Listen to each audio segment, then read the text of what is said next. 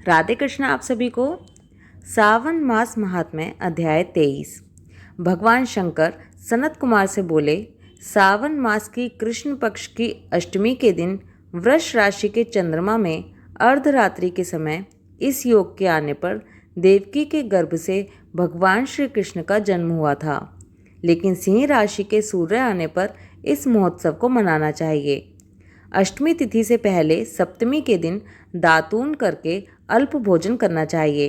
रात को जितेंद्रिय होकर सो जाना चाहिए। सुबह होने पर उपवास नियम करें। केवल उपवास द्वारा श्री कृष्ण जन्माष्टमी का पवित्र दिन व्यतीत करना चाहिए। केवल उपवास करने से ही मनुष्य को 7 जन्म के लिए पापों से छुटकारा मिल जाता है। अष्टमी के दिन तिलों के साथ नदी में स्नान करना चाहिए। शोभन स्थान में देवकी के सूती का घर को बनाकर उसे नाना प्रकार के रंगों के कपड़ों से, कलश तथा फलों से सजाना चाहिए। दीपमाला, पुष्प, चंदन, अगरबत्ती तथा धूपबत्ती जलाकर वहां गोकुल के कृष्ण चरित्र का वर्णन करें। वाद्य, शब्द, नृत्य, गान आदि से उस दिन को मनाएं। 16 उपचार द्वारा देवकी मंत्र से देवकी की पूजा करें।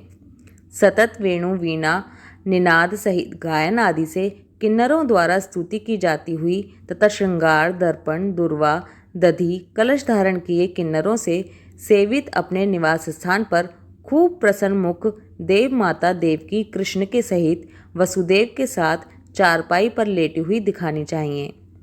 सब पाप नाशार्थ आदि में प्रणव तथा अंत में नमः जोड़कर चतुर्थी अंत युक्त अलग अलग नाम कीर्तन पूजा करनी चाहिए। देवकी, वसुदेव, बलदेव, नंद, यशोदा की अलग अलग पूजा करनी चाहिए। चंद्रमा के निकलने पर श्री हरि का स्मरण कर चंद्रमा को अर्घ्य देकर कहना चाहिए, हे रोहिणी कांत, आप मेरे अर्घ्य को स्वीकार करें। श्री कृष्ण अष्टमी का व्रत 1 करोड़ एकादशी के व्रतों के तुल्य होता है। इस प्रकार रात्रि को पूजा करके नवमी को सुबह देवी भगवती विंध्यवासिनी का कृष्ण तुल्य महोत्सव करना चाहिए। ब्राह्मणों को भोजन कराकर दक्षिणा देकर कहना चाहिए, भगवान वासुदेव मुझ पर प्रसन्न हो, मैं आपको नमस्कार करता हूँ। जो देवी तथा भगवान श्री कृष्ण का प्रतिवर्ष महोत्सव करता है वह ऊपर फल प्राप्त करने के साथ साथ आरोग्य तथा अतुलनीय सौभाग्य भी प्राप्त करता है और अंत में वैकुंठ को जाता है। उद्यापन विधि कुछ इस प्रकार है। उद्यापन किसी शुभ दिन सविधि करना चाहिए।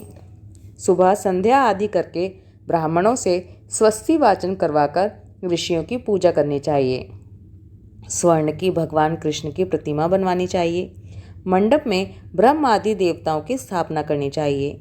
उस पर तांबे या मिट्टी का कलश रखकर उसमें रजत या बांस का पात्र रखना चाहिए। कपड़े से ढककर साधक उस पर कृष्ण कन्हैया की वैदिक या तांत्रिक मंत्रों द्वारा षोडशोपचार द्वारा पूजा करनी चाहिए। शंख में गंगाजल, फल, फूल, चंदन रखकर नारिकेल फल युक्त कर भूमि पर घुटने टेक कर कहना चाहिए, हे गोविंद, आपका अवतार कंस के वध के लिए तथा भूमि का भार कम करने के लिए हुआ है। कौरवों के नाश तथा दैत्यों के विनाश के लिए आपका अवतार हुआ है। आप मेरे इस अर्घ्य को स्वीकार करें। हे प्रभु वासुदेवात्मज, आपको मेरा नमस्कार है। आप इस भव सागर से मेरी रक्षा करें। इस प्रकार प्रार्थना करने के बाद रात्रि जागरण करना चाहिए। अगले दिन जनार्दन की पूजा करके मूल मंत्र द्वारा पायस, तिल तथा शुद्ध घी से 108 बार होम करके आहुति देनी चाहिए। इदम विष्णु मंत्र से होम करें। व्रत की समाप्ति पर 1 कपिला गाय का दान करना चाहिए। 8 ब्राह्मणों को भोजन कराकर दक्षिणा तथा जल से भरे 8 घड़े दान करने चाहिए। इस प्रकार उद्यापन करने से मनुष्य उसी समय पाप से रहित हो जाता है।